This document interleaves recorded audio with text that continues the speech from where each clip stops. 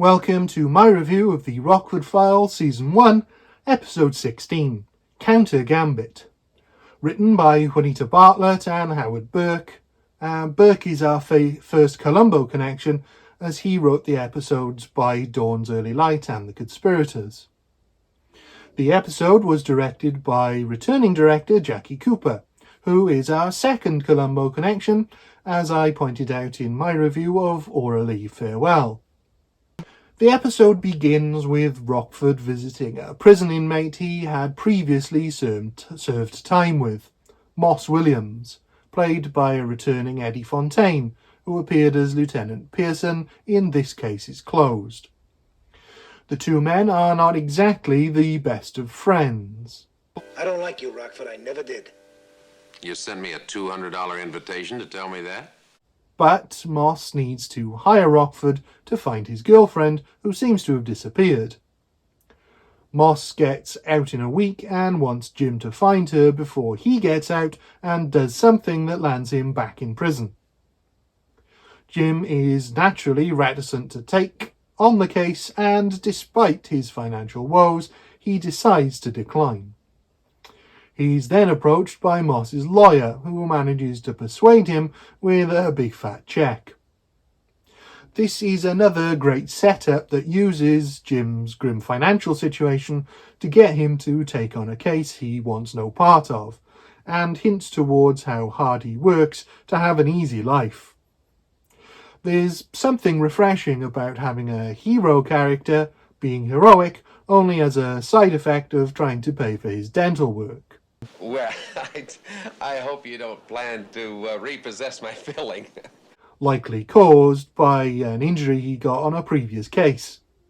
Jim goes to the woman's last known address in the guise of a beauty product salesman and is greeted by an angry man, Harry Crown, played by Berda Benning, who also appeared in Columbo By Dawn's Early Light as Captain Loomis.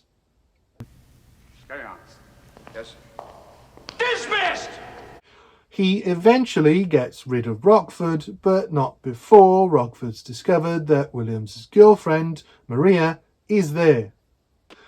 The next day, Jim is awoken by Moss Williams, who is out of prison, and insists Jim take him to Maria. Liz, if you don't tell me where she is, I'm gonna blow you apart. At the apartment, he finds and roughs up Crown, who says Maria has split. At this point, Rockford is already fed up with the case, and his mood is not improved by the arrival of Edgar Birch, played by character acting legend M. Emmett Walsh, who tries and fails to threaten Jim. Consorting with a known felon is, I believe, a parole violation. When I'm not on parole, I got a full pardon, and you got about 10 seconds to make it through that door. He's an insurance agent who is trying to recover a pearl necklace he says Crown and Moss stole, and he wants Rockford's help. He takes Jim to see his boss, Mr. Cutter, played by Gary Wahlberg, who also appeared in Columbo, albeit briefly as a detective in Lady-in-Waiting, but is perhaps best known for his work with Jack Klugman in Quincy M.E. and The Odd Couple.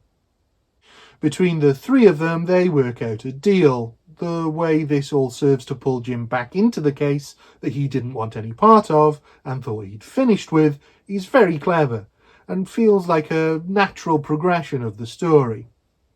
With reluctant hero stories, there's often a point at which it doesn't make sense for the hero to keep going, but here we see exactly why Jim carries on, and once again, it's financially motivated. He goes to see Crown and Moss, agreeing to find Maria for them, and Moss tells him she has the pearls. They've tracked her down, and she now goes by the name Valerie. Jim joins her art class, and with his trademark charm, manages to get a date with her. Oh, don't worry. Nudes are very difficult. I'll tell you the truth, that's the first one I've ever had trouble with. He then convinces her to store a security box for him in her home safe, where he has concealed a tape recorder, which he uses to work out the safe combination. A trick his father is none too impressed with. Who are you planning to rob? I'm not gonna rob anybody. He then heads to Maria/Valerie's to rob her, but has second thoughts and returns the pearls. Later that night, he calls Dennis and checks how long the cops would hold the pearls if he turns them into the police. How long would the police hold on to the jewelry before I could collect my money? Oh, I don't know, a couple of weeks maybe? His next step is to run this idea past Birch as he's beginning to smell a rat. Well, the police recover them, they'll hold them for material evidence, and we'll have to wait for the whole mess to go through the courts. And he's right to, as Moss knocks him out, having been working with Birch the whole time. This mid-episode twist is beautifully worked, giving nothing away until Jim figures out he's being conned. Having already well established that Jim often works for insurance companies, and having portrayed Moss as none too bright, it really comes out of nowhere that he's been conned for a relatively simple theft. The insurance office and Mr. Cutter were all part of said con, and when he checks in with Rocky, he finds out Valerie is Valerie after all, and was never Moss's girlfriend. Her necklace has been stolen, and all the evidence points to Jim. Him realizing that when he initially visited her, he never actually saw her, only a picture of her. He has no option but to confess all to Valerie and hopes that she believes him. He even convinces her to lend him £1,000 to get her pearls back and clear his name, and she agrees.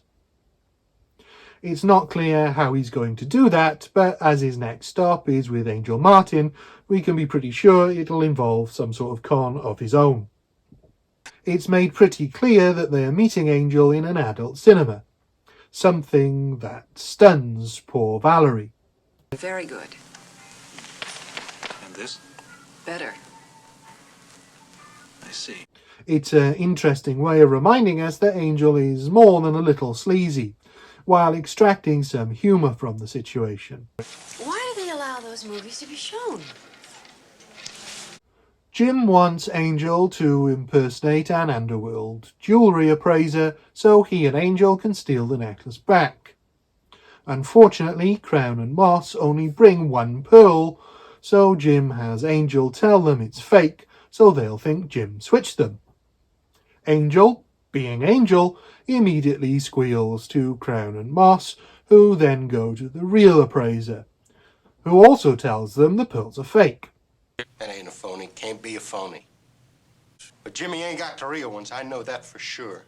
So Crown figures that if Jim doesn't have them, and they don't have them, then they must still be with Valerie, and she's pulling an insurance job. So they break into her apartment again, and find there is a duplicate pearl necklace in the safe, which they swap for theirs. But once they're gone, Jim, Valerie, Angel, and the appraiser come in, Crown and Moss having swapped the real pearls they had all along with the fakes that were in the safe. This is a fantastically fun episode that moves at a frenetic pace. It perfectly balances the initial somewhat serious tone as Moss is presented as a thug who used violence to get his own way, before pulling the rug from under us and turning it into a confident strip caper. What do you think, I'm stupid? Yeah, Moss, I think you're stupid. It would be so easy to make this plot bafflingly confusing given the short running time and the double and triple crosses on the go simultaneously. But it manages to be simple to follow thanks to the pacing and the performances. The way it uses Angel to make us think he's turned on Jim, as he has done and will continue to do in other episodes, is brilliantly well judged, and Valerie makes an excellent foil for all the action that's going on. For me, this is an easy 5 out of 5. Thank you. Goodbye.